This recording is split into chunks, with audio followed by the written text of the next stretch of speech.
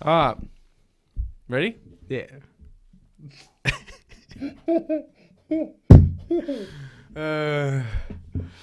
I'm really not looking forward to this one.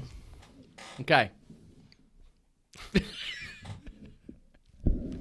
I've never dreaded a podcast more than this one. Okay. This is the first one I've looked forward to.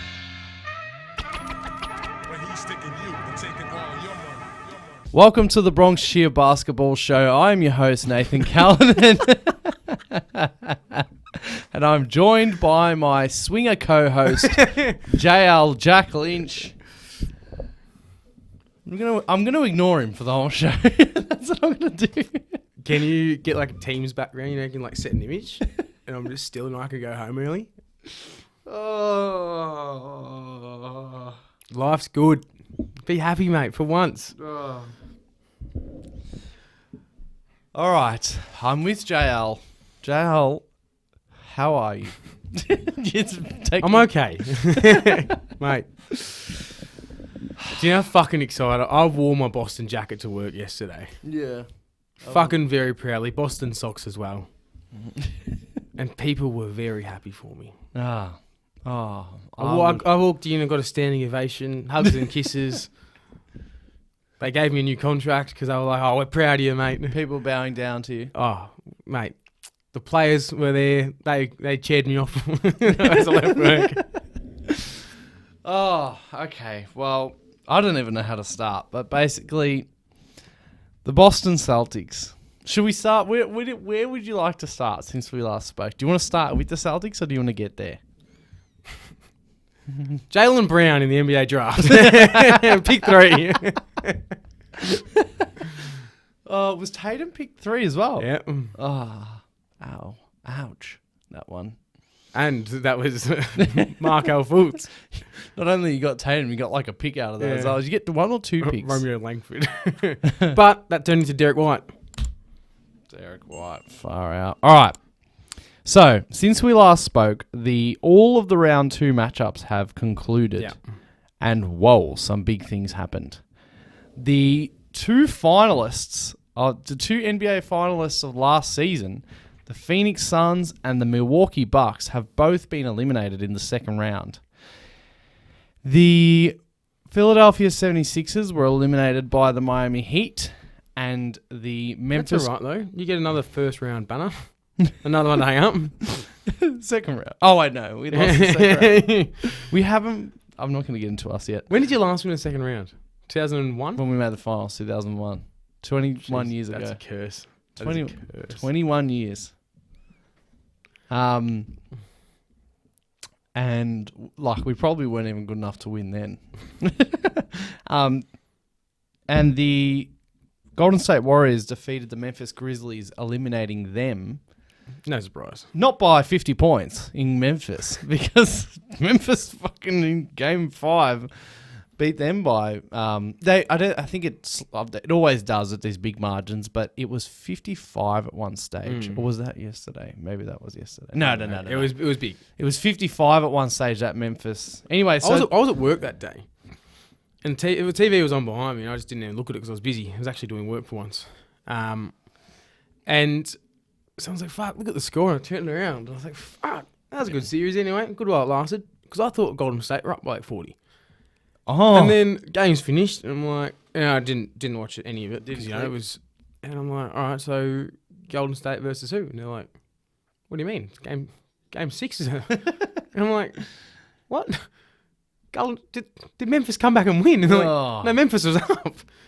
Couldn't believe it. When I checked the score, I was like, oh, I'm just going to chuck on the game. And you're not going to chuck on a game that's got that score. No. Anyway, so I went to chuck on the game, and they were up by 40 points or something.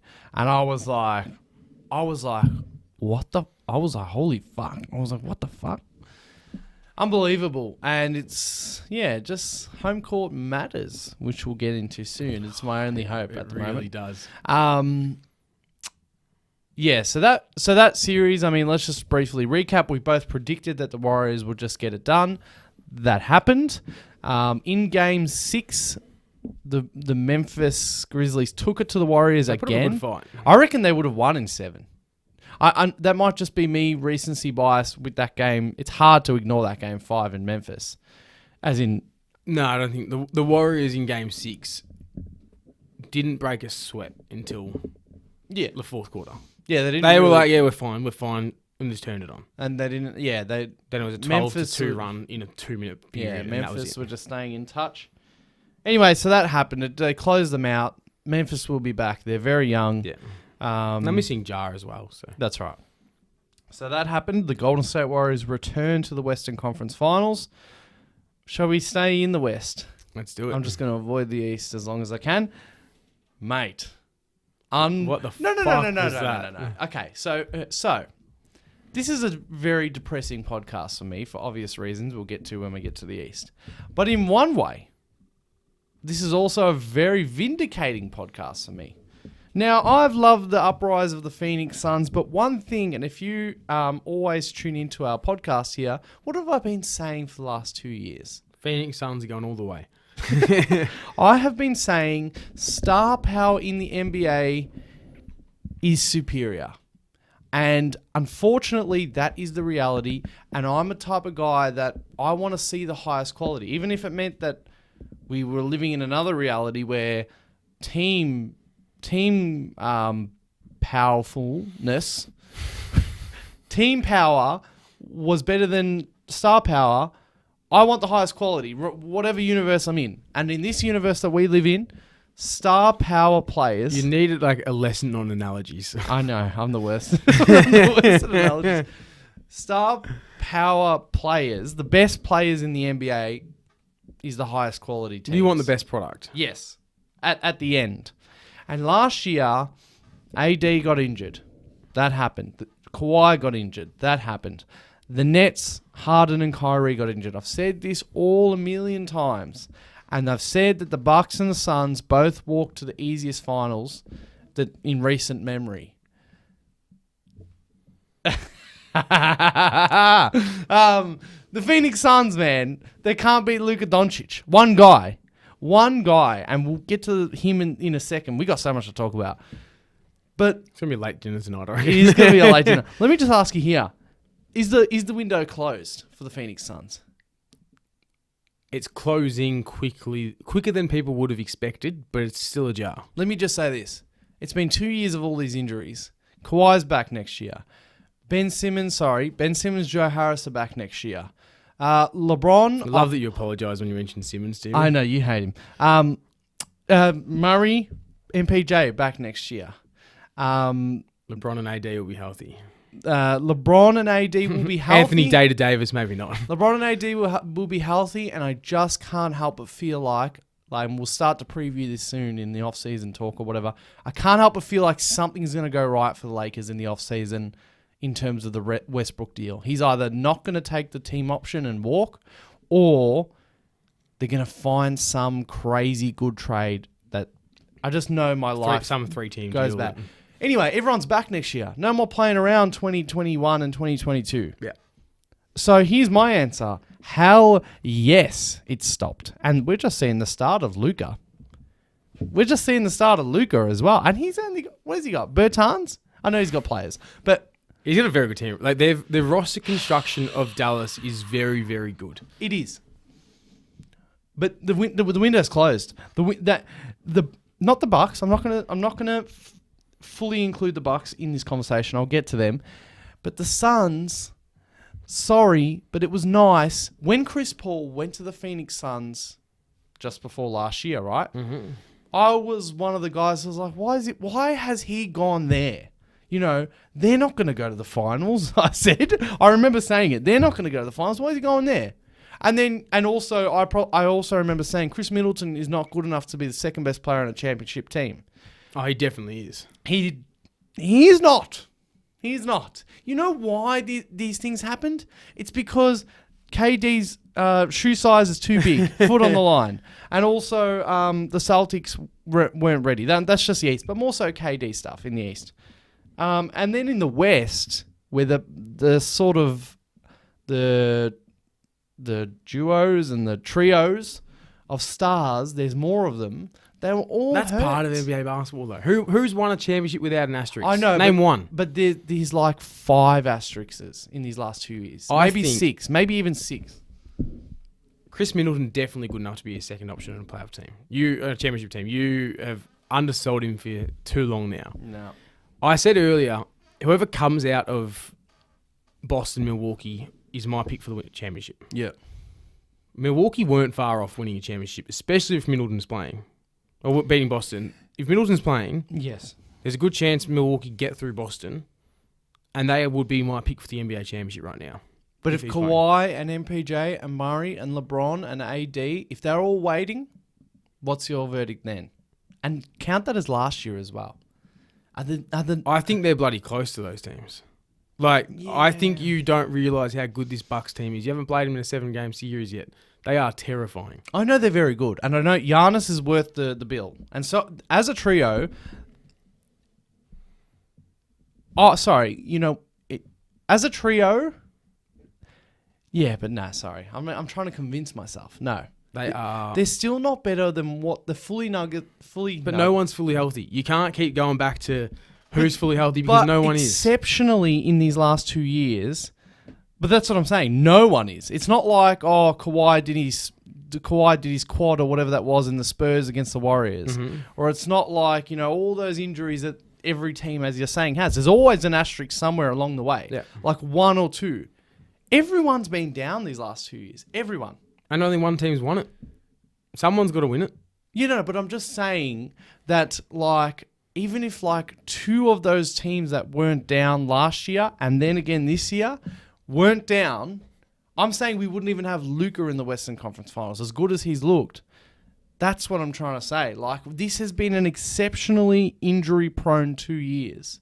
And I've said that for forever on this podcast. And I know no one likes to hear it, but it's true. Like, it's in front of our eyes. The Phoenix Suns finished 8 games above second in Memphis Grizzlies. 64 wins. Why aren't they these world beaters? Because the world beaters are truly the star players at the end of the playoffs. I think part of the reason why Phoenix didn't win is because of Luka.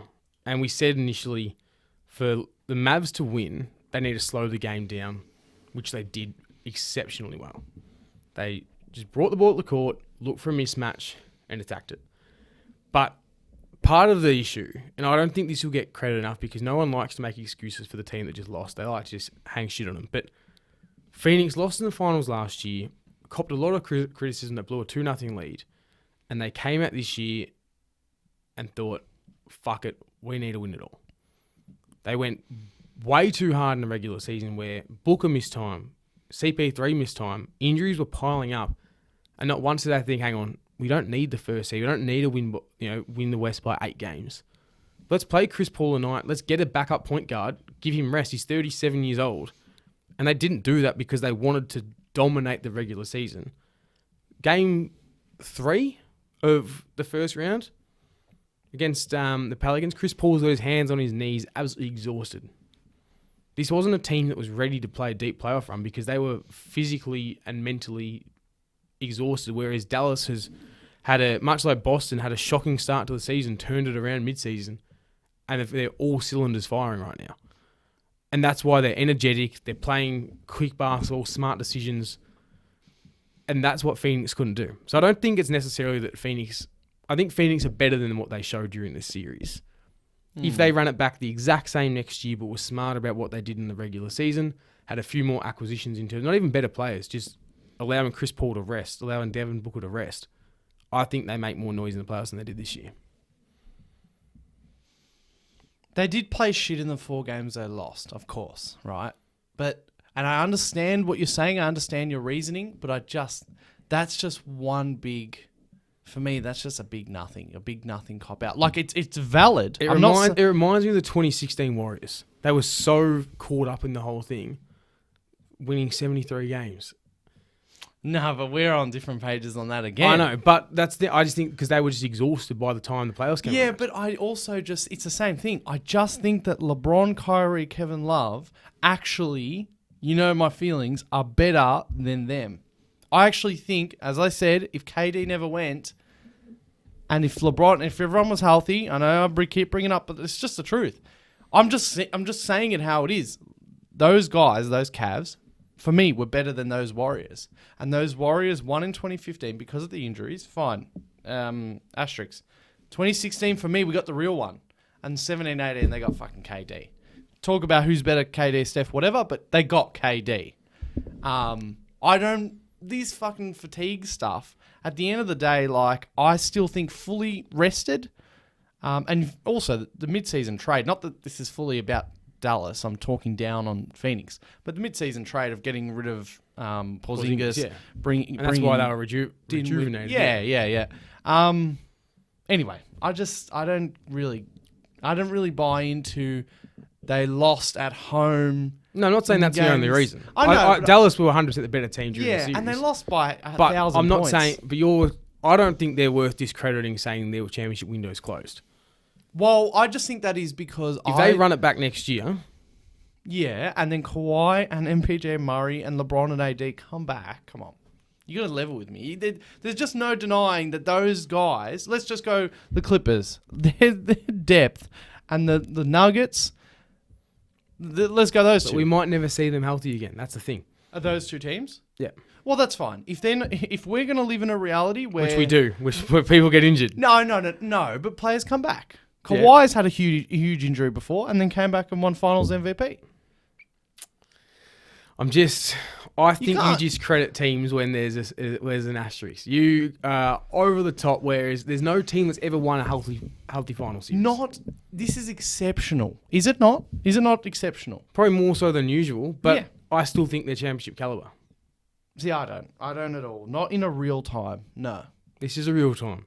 That's your issue. No, this is exceptional. All right, we're going around in circles. What's next? Teams. What's next? Let's talk about the games. 4 teams. All right, anyway, well, the gist is that... see, this is what I'm talking about, though. We're going to keep going back in circles. I just think that Devin Booker is here. It's very similar. For me, he's in a similar class to Tatum, right? Oh, boy. Hold on. Here. But I've always felt like there's something like a... It's like he's doing... These analogies are bad, or these statements are bad. These spikes that Devin Booker gives us... Imagine that it's him, though. It's not like a graph. This jumping on this trampoline of form that he gives us, the trampoline's made of paper. And how good is that? And here's the thing. I don't know where you come up with it. And here's the thing. I think that Tatum also gives us this spikes of form, but I think that Tatum's trampoline is made of whatever trampolines are made of. Anyway. This is the worst way of saying they're inconsistent. Inconsistent, but I really do trust Tatum to step up. And now for me, they're in the same class, and now it's like, nah, Tatum is... And not just about winning. It's about watching them play. What did I say to you last week? Last week I said, if Phoenix is going to really put the foot on the throat and show who they are against Dallas, and Luka's coming because he was fired up, Devin Booker needs to be 1B to Luka. We established that we both think that Chris Paul is the second best player in the series. Mm-hmm. I said Luka is 1A and Booker needs to jump over Chris Paul, play his 40-burger NBA Finals 2 games, best, and how he played against the Lakers last year. Step up, be 1B to Luka. Be going, like they were going at each other with the words.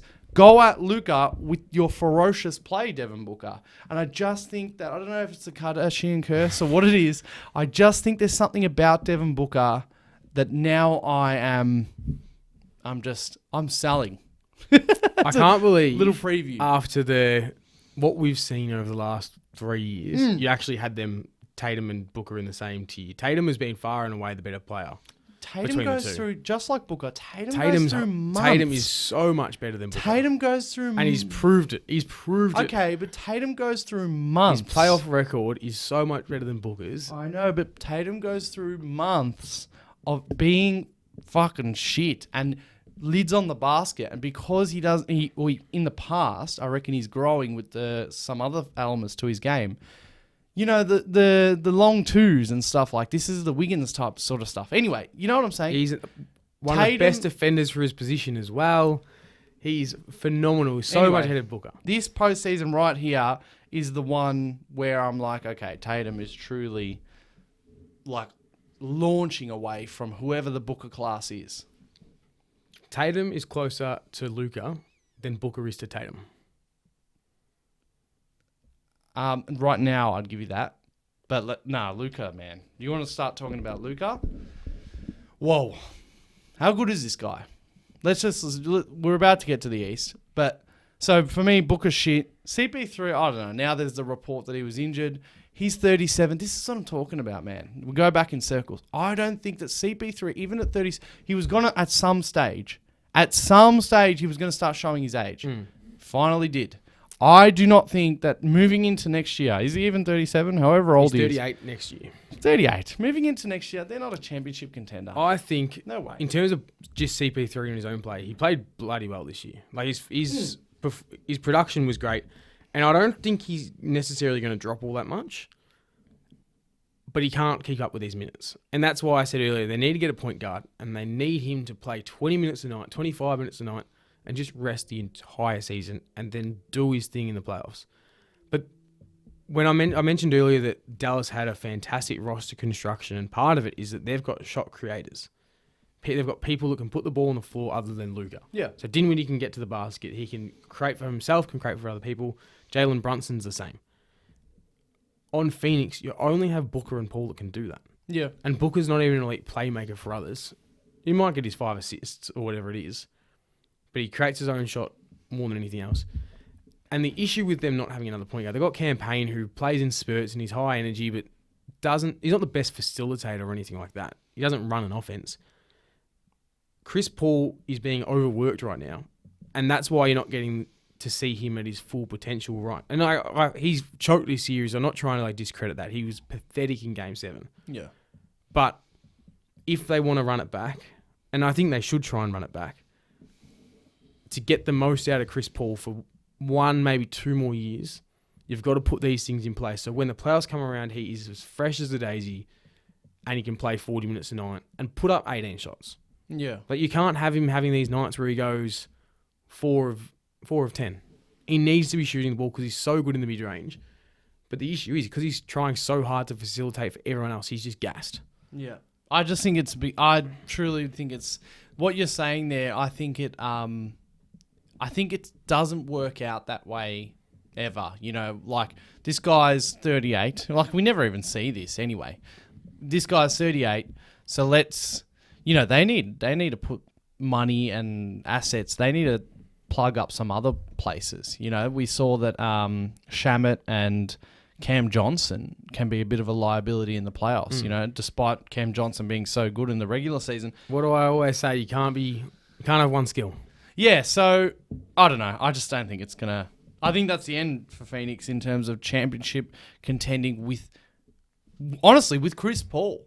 Let's see what they do with the whole, Robert Sava or whatever their owner. He doesn't like paying people. That's their past. What's happening with Ayton then? What's happening with Aiden? What's happening with Booker? They need to pay Ayton. And what they else? Cannot afford to let Ayton walk. And what else are they going to do? So he's a restricted free agent. Yeah. I don't know. Someone's going to offer him a max.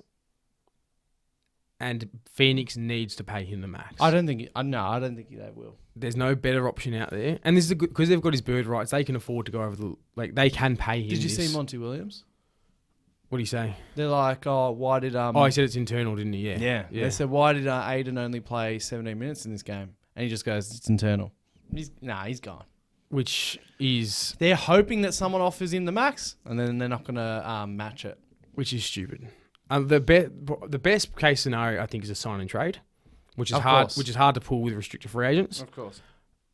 If they can't get that to work, you got to sign him. Make it work from there.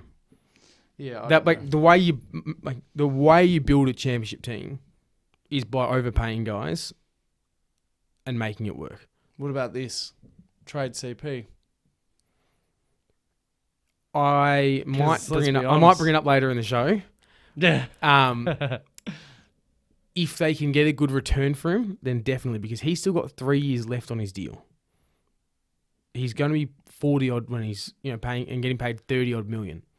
if they can get him for a good for good return, then yes. But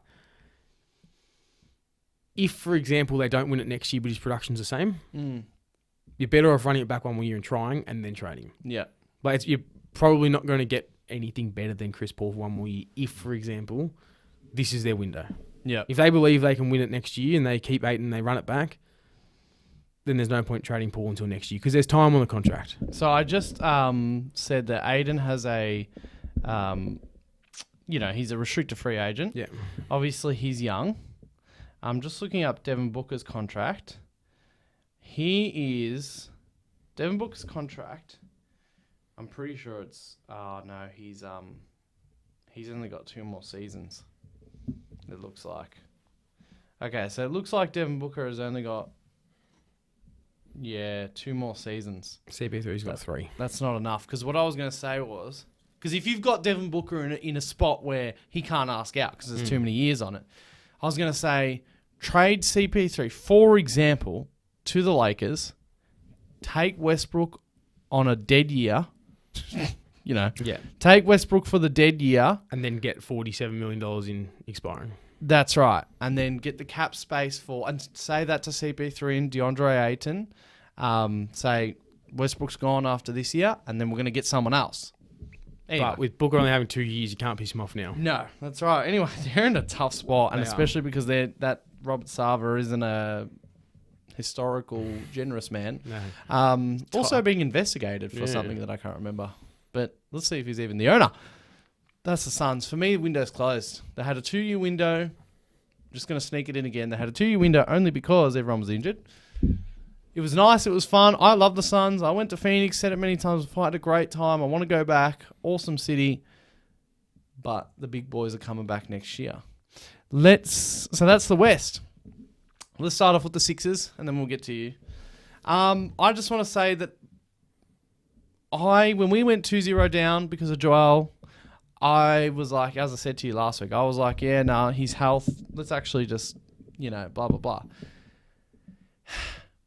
And it's not that when we lost, I was like, I had hope. Because I was always expecting, as I said to you, I was always expecting actually us not to come back. It was that we lost in a manner of no one tried except the guy with a broken eye and a torn thumb and Tyrese Maxey. And that's about it. Like, really, let's be real. And Maxey's young. Like, he tries in spurts. He's still learning how to fully go 100%. Joel Embiid, man, I'm in love. I'm in love with him. I'm in love with Joel Embiid. The guy with the broken eye and the torn thumb and who's concussed. I've never had a concussion, but I hear people say... Not fun. People say that you don't feel normal until like 2-3 weeks later. Mine wasn't that bad, but it rattled me for a bit. Come on, man. Like, what a man. Anyway, so that's what killed me. I was bloody depressed after we got eliminated because especially in that game 6 in Philly, no one, and James Harden, no one. Deja vu. No one fucking gave a fuck. And even Doc Rivers, Satan himself, was sitting there in the, NBA Wired or whatever, the assist. And he's like, come on, guys. Come on. Fight for this. And look, I actually prefer an X's and O guy than that. I don't really care about that. But that just is like another layer on top of the cake, man. Like, fight. You're in Philly. Fight. Joel said it after the game, and all the players said it after the game. All the players, everyone, Doc Rivers, everyone. We're just not as tough as them. Joel's like, you know what? We never have a PJ Tucker. And how many fucking times have I said that? We never get... Yes, we got DeAndre Jordan. We never get a good fucking free agent. Or, you know what I'm saying? They never come to us, and I get that. We're not fucking Miami, whatever. But Joel's right. We never have a PJ Tucker. We had Jimmy for Somebody's a bit. Grit and grind. Yeah, we had Jimmy. Like, who the hell's the last tough guy we had? Anyway, but Philly, like, apart from all my emotions, we need wings. We do not ever have wings. We need wing shooting, wing defense.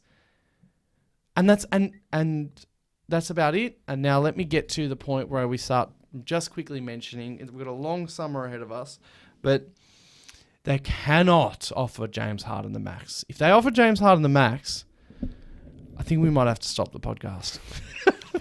I think after last year, He's 33. after last season where Ben Simmons copped an absolute beating from Embiid and Doc Rivers in the post-game. beating. In the post-game... Now you're on Ben's side. No, I'm not. I know, but He that deserved wasn't it. an absolute beating. Doc Rivers was... And partly out of context, but like in that situation, you just support your guy. I know. Why the fuck did Embiid throw Harden under the bus in that situation after the game? Like, and that's I know you love Embiid, and I hate the way he plays basketball, but like he's a funny guy, and I don't hate him as a person at all. But like he's got to be smarter than that. After the shit that happened last year, do not throw James Harden under the bus right now. And he went out there and was like, "Oh, he should have been more aggressive." And it's like, when will you learn? How many times does this need to happen? Like, he needs to take some responsibility for this team. Not for the losses, but he needs to be a leader. The way Giannis was after Game 6. Yeah. Like, that shit means so much to teammates. And if you want to get a PJ Tucker, they need to know they're going to play for someone. Well, I'll give you that. They need to know they're going to play for someone that will support them through thick and thin. And, you know, it's only 2 times this has happened. It's not like this is a recurring thing. It's only a small sample size. But if, for example, it happened again next year, people are like, fuck, I do not want to play with that bloke. Yeah, I know what you're saying. And I'm not just jumping to his defense. Again, the full quote, the Harden thing. So, but you can't in the NBA, you can't afford to have something that can be taken out. Yeah, that's right. After a game, after a series loss, it's I think he was playing to the best of his ability. Yeah.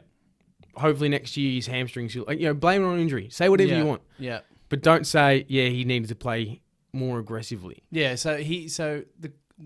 thought the one that you're talking about is when he said, I think we were all, it's not that great. We were all expecting Houston James Harden. Yeah. He then goes on to say he's just not that guy anymore. He's a really great playmaker.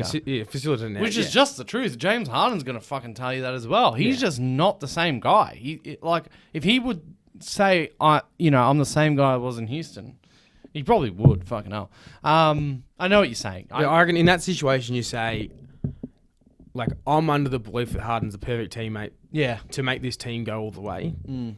We'll just have to work together in the off-season to tweak a few things and work out how we can exploit mismatches. Say just something generic. Yeah. And I think that's where his issue is that most guys give 2 sentences and he gives 6. Yeah.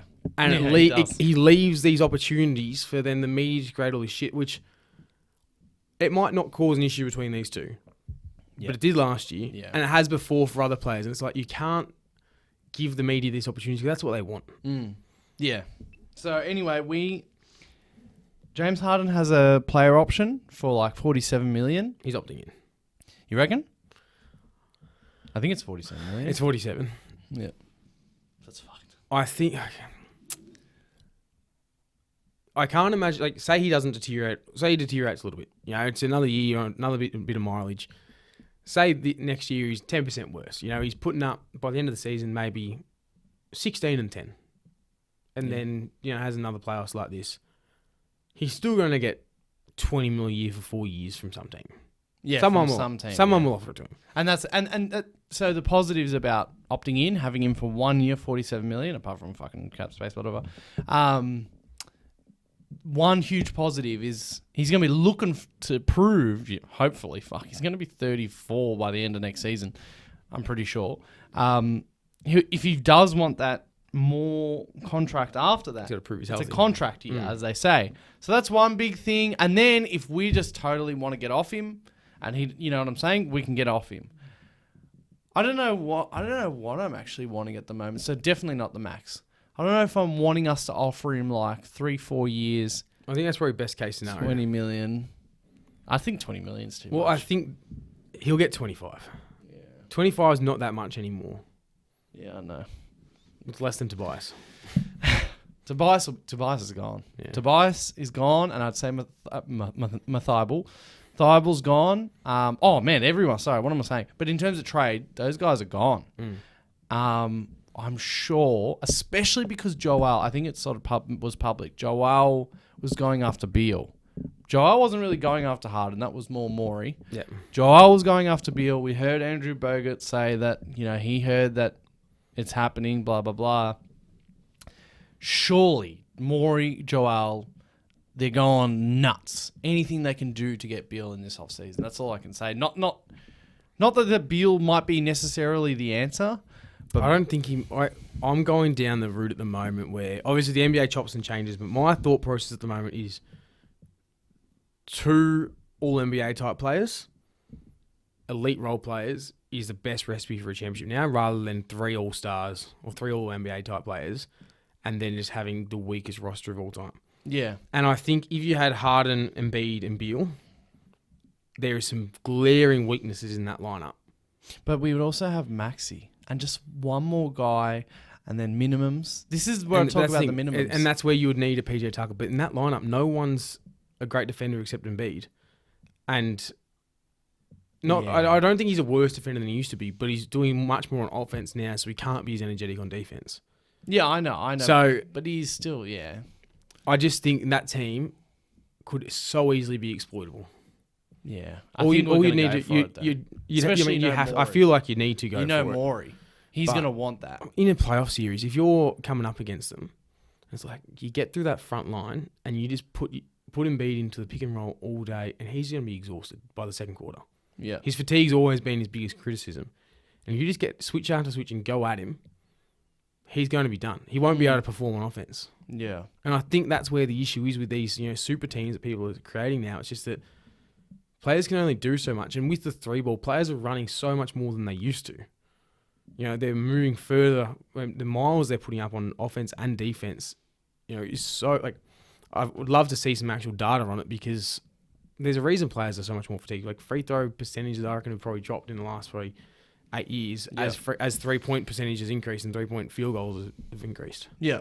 All right. Well, anyway, so that's Philly. I won't keep going on about them. I am depressed. Just when your team's NBA season ends, man, compared to other sports, it's horrendous. It's the worst. I think it's kind of nice. Empty feeling. No, because I don't mind when it's like.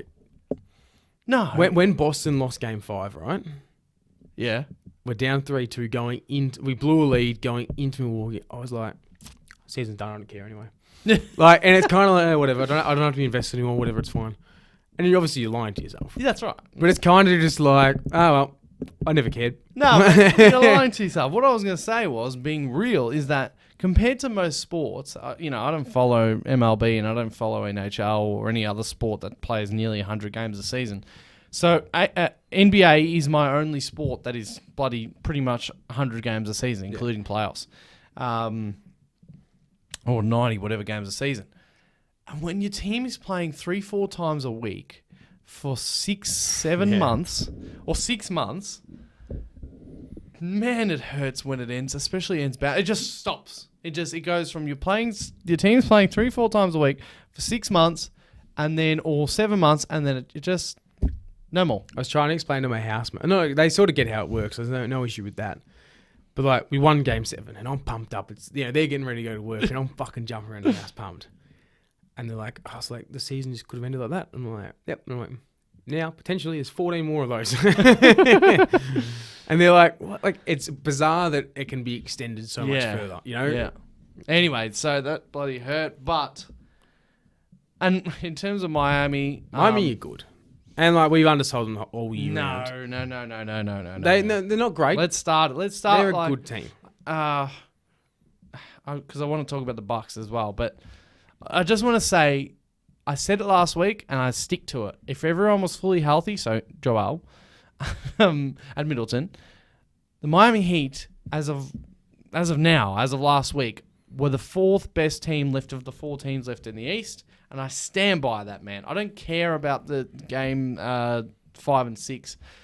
We were classic putrid. It's classic Philly. This year is the off season that we know that it's not just Ben or whatever. I mean, I wish Doc was going, and it looks like he's going to be kept. But we need a clean out. And what I'm trying to say is, we're just classic old shit Philly, around Joel. You guys aren't that. Milwaukee's not that. His Miami team struggles on offense. They're great on defense, but they do not have real full-on offensive weapons. Their biggest... Jimmy's dominating at the moment. Yeah, but even that, I don't reckon he's... So people go, oh, Bubble Jimmy, all this bullshit. And I do also want to comment. You see he's after...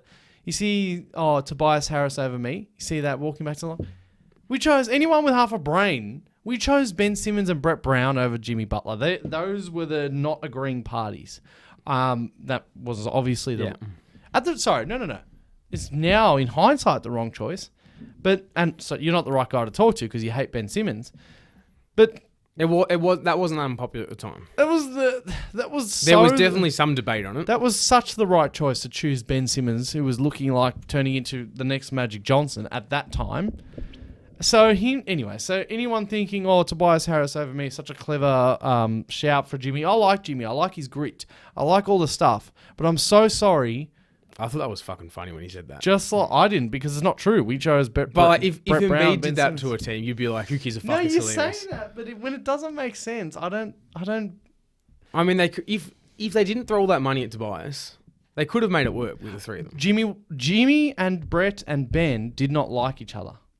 It was Brett and Ben. Yeah, I know, but like we would have signed Jimmy if he was all in with Brett and Ben. Simple. I reckon there was a way to make it work. Even the way he's spoken about it afterwards. No. He hated them. He hated. He hated fucking. I know, but Minnesota. He hated Chicago. I reckon there would have been a way because him and Joel got on so well. Yeah. If the money was right, and they could have made it work. But Joel's wasn't ever. And he's never been. Maybe more recently, he's gotten more and more, but he's still never been someone who chimes in on the decision making with the personnel. The gist was Brett Brown and Ben Simmons or Jimmy Butler. This wasn't about... Tobias Harris was just, you're there, and we're dickheads, we'll give you a max. It wasn't Tobias. Anyway, so I'm not... I know I'm sounding like salty, but I just think, come up with something better. Come up with something. No, it was fucking hilarious. Said something. That was hilarious. He could have said... If he had said Ben Simmons over me, whatever, I don't know. For me, that would have been better. Ben Simmons over me, if maybe it's more of a higher class of knowledge. Because we chose Ben Simmons over that guy. That sucks. Anyway.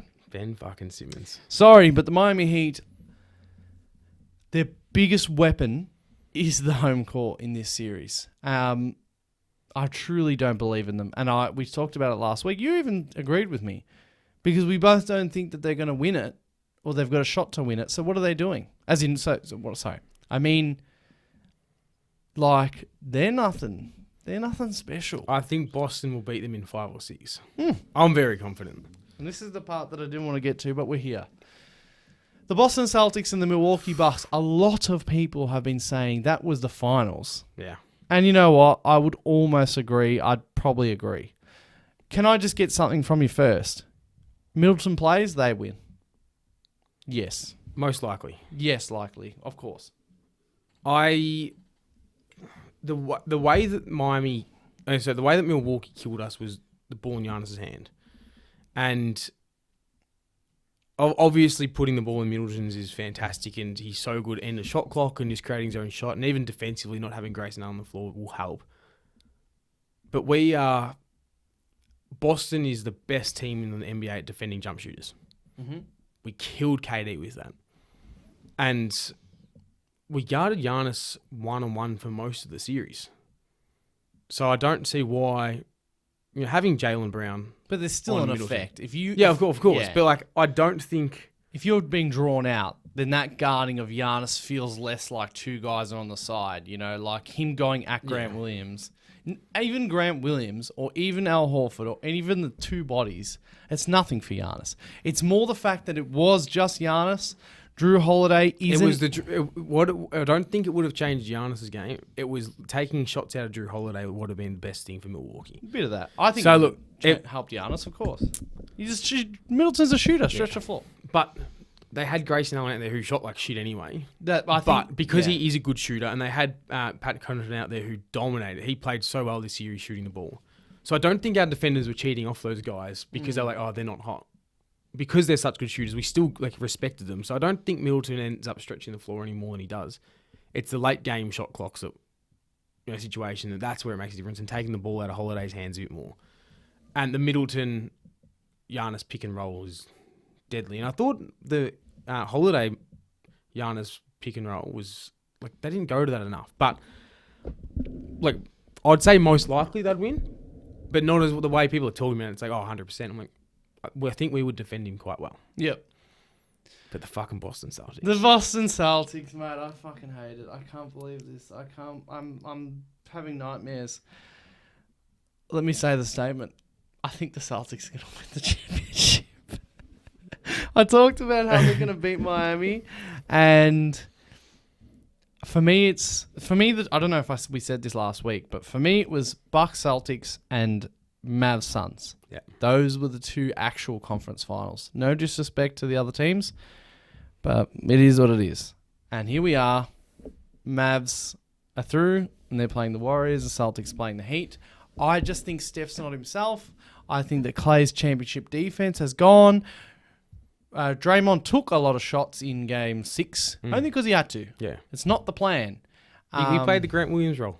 The defense allowed for it, and he did what he needed to do. Luka is very, very good at what is he good at? The thing of keeping the man he wants on him. Yeah. He's not, the easy switch that Draymond Green talked about on his podcast that Phoenix were giving Luka, the easy switch. It's not that easy with Luka. He's fucking Luka. We didn't get into it. Luka, man. Luka is, Luka. Yeah, you went on a rant about how the other teams were healthy. You didn't even want to talk about your favourite player. Luka, man. Luka. And I remember like a couple of years ago, I was like, he's not better than Paul George. I was so high on him so early, and you refused to believe it. I still think that Paul George is very good, but Luka, man, I can't even say any words. Luka Doncic, top 5 all time, gonna be. No, I'm saying right now. Oh, right. I don't even know, but I don't know what to say. You spent so long arguing about fucking MPJ and all these players that are healthy. Yeah. Distracting yourself when you could have been talking about your fucking fantasy boy. My fantasy boy. Anyway, but Luka Doncic is amazing. For me, it's going to be Mavs Celtics. What about you? Celtics Warriors. Yeah? It's been a long time coming.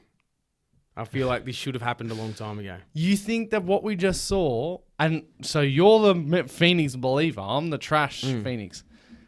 You think that what we just saw from Dallas and from I just Luka, have this feeling. I've just got that feeling. I don't know why. It's just a feeling? Just a feeling. But take the feeling away. Would you, on paper, think that Mavs are better?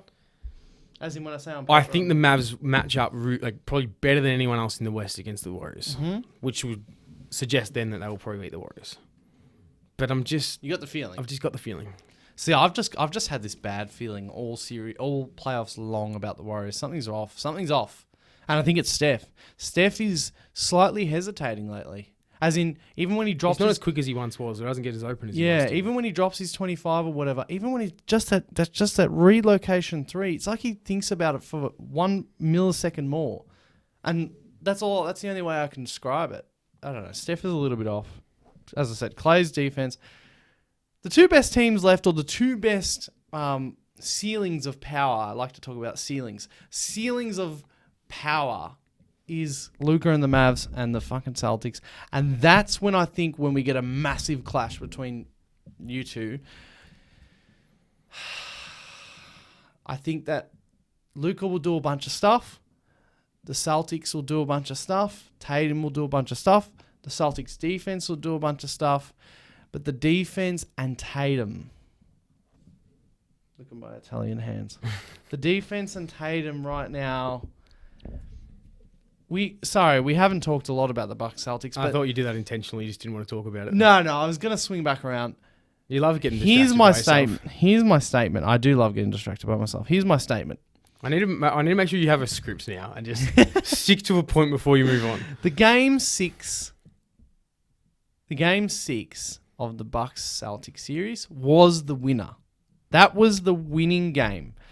When Jason Tatum made those 4 buckets in a row, we had no right winning that game. It's like the Bucks were like, the Bucks were clawing. It was 14 points. Again, that dangerous 14 with 10 minutes to go, like it was in game 5. Yeah. And they got it to 4. And the ball got blocked on the baseline. I think it was blocked. Maybe it was knocked out of bounds, whatever. And it was baseline ball, and we subbed Tatum back in. 2 seconds left on the shot clock, whatever it was, and just catch one leg fade away, swish. And from that point on, it was game over. He won the series in game 6. Game 7, they did that thing that they did in game 1, the Bucks. They're just like, we're going to let everyone shoot. We're going to let the Celtics shoot threes, especially Grant Williams. Did he make 7 or 8? 7. It was a Kelly Olynyk special. It reminded me so much of that We're game. going to let you guys shoot threes. In game 1, you missed them all. And then we're going to go down the other end, and we're going to miss all our threes. That's the game plan today. And Giannis has carried everything, so he's going to be a bit tired in the fourth quarter today. Game 7 was his second half, like 4 of 16 from the field. Yeah, and he was gassed. just missing. Yeah, he was fucked. And that's where you need Middleton. Yeah, and on another podcast, we still have a little bit of time. Can I just bring up also? There's people been saying, I'll call out Bill Simmons. I saw somewhere like a quote or something him saying, and the people been saying, running into Giannis now in the playoffs is now like running into LeBron was. Fuck, people are so early. Oh! So early. Oh! Well, here we are. We're on agreement. No. 8 finals in a row. Like, people... And I've seen so many posts about this, which is on the other side. They're saying, did LeBron's dominance make people forget how hard it is to win? Yeah. Like, what he did is unprecedented for a reason. Yeah. If he's not the best of all time, he's the second best. And he dominated. People thought the East was weak for years because he just trounced them. Yeah. And then all of a sudden he leaves and it's good again. Oh, the East is so much depth. When Giannis, what was I going to say? When LeBron, yeah, sorry. So it's all, oh fuck, I've lost what I was going to say. But anyway, Giannis isn't that guy. Sorry, here's what I was going to say. Giannis is the best player in the world right now. Yeah. I would actually say right now he actually sort of He's has, the player I fear the most. Yes, he's probably the best player in the world out of all the players. However, and I'm sorry, but let's circle right back around. KD's shoe size last year. And it's not about KD's better than Giannis right now, but KD's shoe size stopped that from being a 3 when he had no Kyrie, no Harden for basically the whole series. And then all the other injuries in the West. So don't get me started on Giannis won the championship last season because everyone was injured. Everyone was injured. And now it felt like mid-series Bill Simmons that you run. Well, you just don't. I mean, if Giannis was LeBron wins that series. Yeah. Yes, LeBron without Middleton. LeBron on any team in the East this year wins the East. Yeah, this year as in 2018 LeBron, yes. last time he was in the East. Yes. If you put him on any team in the Eastern Conference playoffs this year, they're winning the East. Yeah. That's how good he was. Yeah. Giannis is not that. Giannis is probably the closest we've seen in terms of dominating offensively and defensively and yeah. You cannot do anything to stop him. You hope the other players don't show up. But you actually can. This is what I said. You can do stuff, but these little parts is when I get in and say, you know what, and you did to an extent. We defended him better than any other team in the NBA. That's right. And his true shooting percentage was worse than KD's in round 1. And how much shit did he cop? Yeah, but ultimately he still got up 33, 15, and 5 or whatever it was, and that's what LeBron of old used to do. No matter how much effort you put into stopping them, they still get their own, and you've got to live by that. Yeah. You just not letting him get 55 and whatever. And as good as the numbers were, as you said, LeBron instead of Giannis there, and it doesn't have to be about that, but I'm just saying, don't say that. Don't say that. We said this always. People get so excited to crown the next player that then we get overhype them and then tear them back down. Yeah. So I don't know what the East looks like moving forward. With all these Celtics win 6 championships in a row. With the the Celtics and the Heat and the Sixers and the Nets, and hopefully everyone getting healthy, everyone making smarter decisions in Philadelphia. But I don't know what it looks like, and maybe Giannis will go to the finals for the next how many years. However, I'm sorry, but I know it's circumstantial and injuries and stuff, but these last 2 years, and he just got knocked out. You can't start to even create that narrative, Bill Simmons, and say that Giannis is that guy that just pushes you back when you run into Boston's the best team in the NBA, though. He lost to the best team in the NBA, in my mind. Boston is well built at the moment. So let's also. I don't want to keep going on the negative talk, but I always have to. I feel like I'm the only negative person in the whole world. Boss team. That's a great name.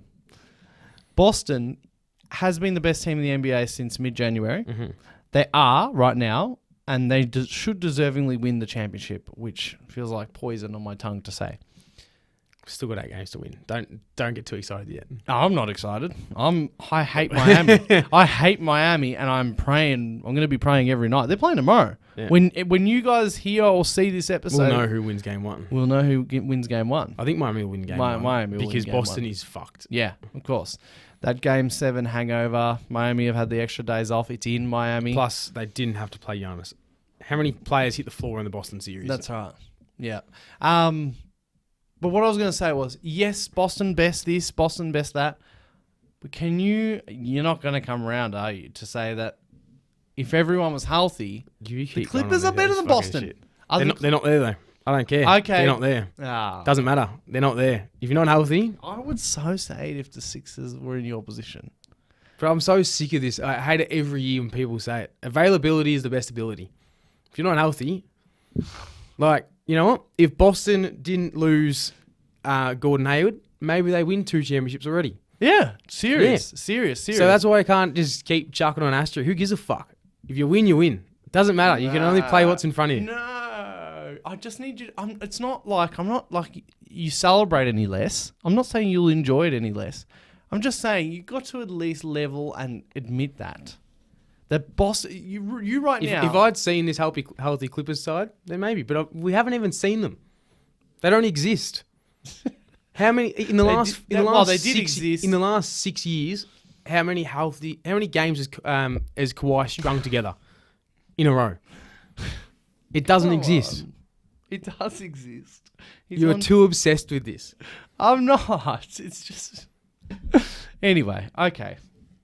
I'm sorry to have touched your Celtics nerve and spoil your party. Anyway, I do think that the Celtics... I mean, we can talk about... This is what happens when you spend a whole podcast talking about what-ifs. What? Let's talk about the series. Anyway, we haven't talked too much... About anything other than what-ifs. About what-ifs. But basically, the Celtics are the best team left. Like, what else do we need to say about the series? I think that maybe...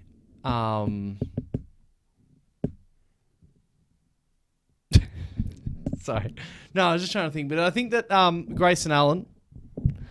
I know they didn't really have much options. You know, it's just George Hill and Grayson Allen. But I don't know what Grayson Allen has on Mike Budenholzer. Does he have, like, his nudes or something? Just refused to take him off the floor. Why did he continue to put Grayson Allen on the floor, even in Game 7 when it was so clear that he was just being hunted and slaughtered by the Celtics? Did you have was it 2 OFA games he had this series? Or was it like close to any? Like, just... That was a big question. He couldn't hit water if he was on a boat. Bobby Portis was nice. He played all right. Obviously had that game-winning putback. But I think obviously they were missing Middleton, but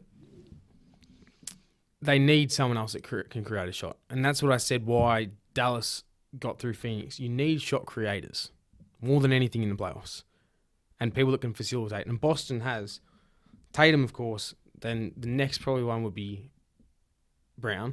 Then you got Smart. Horford can do it as well. Yeah. You got 4 blokes that at any point you can put the ball in their hands and you know they can get a good look, whether it's for themselves or someone else. Then Peyton Pritchard comes in these minutes and can get to his spots. But more importantly, because defenses know that he wants to put up a contested 3, he can pass it so easily. And I know he's just a bench point guard and you know he's no different to Cameron Payne, who I didn't count earlier. But you like Peyton Pritchard. But knowing you can get that from guys. Yeah. But that needs to be... He can't be the third option for creating offense. He needs to be the 5th or the 6th. And that's the difference between these teams that are successful or not. You can't just have 3 guys standing there waiting to catch a corner 3. Yeah. Much like Milwaukee. And what kept them alive in these games and the Game 5 comeback was because Pat Connaughton was putting the ball on the floor. Yeah. He wasn't just settling for these 3s. You need people that can go and just get a basket. And that's what Milwaukee missed this season. That's what Philly missed this postseason. Yep. That's what Phoenix have fucked up. And honestly, that's why I'm not that scared of Miami, and why Golden State don't scare me either all that much, because they've only got 2 or 3 guys that can do this sort of thing. Yep. All right. Well, the Celtics, I hate to say it, but I really do think that the Celtics are going to win the championship. You're not really a betting man, are you? What's the I used to be. What are the odds? I haven't even looked at them. I was speaking to someone yesterday, and I think it was James Lee. Shout out, James Lee. Big fan? And he's a big fan. No, I'm saying I'm a big fan of him. Oh, right. And he was saying, I'm like, check it. I'm like, check what the odds are. I'm like, Celtics will be favourites to win at least the East. He actually checked. This is Australian bookmaker odds, but they're normally related. He actually checked, and I think the Celtics were 3rd or 4th to win the championship. Yes. Shit. But to win the East, I don't know. Actually, maybe I'm wrong, but surely they're. No. That's actually now. Now I'm thinking about it. Now I think that might be wrong. Maybe it's like the Mavs, but anyway, they've got to be for me. They've got to be the favourites. They've been the best team since January, as we said. They've got it all worked out. Kawhi's injured. And if you pull this on any other podcast, fuck me, I'm walking out of here. I'll pull it mid-finals. I'll pull it. Hopefully, we record just before like you're about to win it. I'll say if you guys win, it doesn't count. For me, it's going to be Celtics Mavs. I just think I'm excited for this series. I really, really do hate Miami, but I'm going to be trying to. I like Jimmy, so I'm going to be Jimmy. What's home court at the moment in terms of for the finals? It'd be Miami, then Boston, then Golden State, then Dallas. I think That'd be the order, wouldn't it? I think at least. Yeah. You know, you'd have to. I'm not 100% sure. It might not be actually. You know, because the West had some more wins than the East. That could be very influential. Anyway, I think we've gone long enough today. I think we'll. We did come up with a segment. The segment is called. What is the segment called? NBA Stock Exchange. Oh no, NBA Stock Market. And we already came up with them, and we were going to talk about players that we're buying, as in we're buying the love for, players that we're selling our love for, and players that we're holding on to, even if they might look a bit shaky at the moment. At least I hope that's the way you looked at it. Mine are going to be very out of date by the time we get to it. Yeah, so we might need to refresh it, but we will do that next week. We've gone too much. There's too much to talk about today. The big eliminations. The injuries from 2 years ago. We will do the NBA. There needs to be like a 6-month limit of what you're allowed to talk about and what you're not allowed to talk about. Joel should have won Rookie of the Year, Malcolm Brogdon. Go to Philly and give it to him. There's a timeline where Philly has Jaylen Brown and Jason Tatum on their team. And LeBron James as well. He would have signed with them if you hadn't beaten those Why two. the fuck did he sign with the Lakers anyway? Won a championship. It worked. Yeah, that's why he signed with them. Let's not get into it. But surely he knew AD was coming the year after. Oh, 100%. 100%. That was all planned out. Anyway, let's not go into it. I will cry about Philly forever. We will do the NBA stock market next week. That'll be our segment. Thank you for joining us for this episode of the Bronx Cheer Basketball Show. JL. Tell everyone in the comments can let Nathan know that you're sick of bringing up old injuries. I can't wait for next season. When Kawhi's injured again. Kawhi, Ben Simmons, if he ever comes back. He's not coming back. Who have you Philly got injured? Poor Danny Green. Yeah, didn't mention him. Danny Green. That's his career done. LCL. Have you heard of an LCL? Lateral collateral ligament. Oh, you don't know the name. Well, you know the name. That's what they all sort of stand for. Oh, anyway. Medial. Anterior. LCL and his ACL both gone, which is sad. That's the one I haven't done. And I've done the other ones. Which is sad because that's his career. He's 35 and he's on an unguarantee with the Sixers. That is his career. Done and dusted right there. Yeah. Do you know why? He was such a solid player. Because you're a big man that goes stick around so easily because he is soft. You know what? I love that he does that. It's not because he's soft. It's because he's active. He's like a... I liked this playoff series because it did call out how often he flopped. Yeah, whatever. That play where both him and Harden went down on the same one. Yeah. That was fucking hilarious. Anyway, too much Sixers talk like always. How do we always get to the Sixers? I wonder why. I need to make sure you have a fucking dot point list of things we're allowed to talk about and you can't get off topic. So you think 5 Celtics against Miami? Celtics in 5. I'm confident. Mavs? 6 at worst. Oh, sorry. Warriors in what? Warriors in 7. Warriors That's going to be a fucking dogfight. And I just think Warriors are going to get up stupidly because I'm scarred by that fucking team. Yeah, I'm going to go... It's like never bet against LeBron until you see I him reckon 6 feet under. Boston in 5 or 6 and Mavs in 6. At home. Ooh. Mavs in 6, I reckon. Yeah, Luka's too good. Anyway, that's the Bronx Cheer Basketball Show for this week. We'll talk to you when the Boston Celtics are continuing their playoff championship run. We'll be 4 games in by next week, I reckon. And we haven't checked that, but imagine a sweep. It's every second day. If you guys win tomorrow, that'll be fucking Friday, huge. Saturday, Tuesday. We'll be 4 games in. You guys, wow.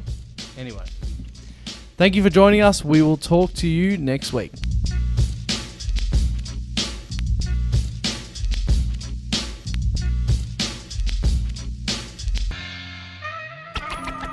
When he's sticking you and taking all your money.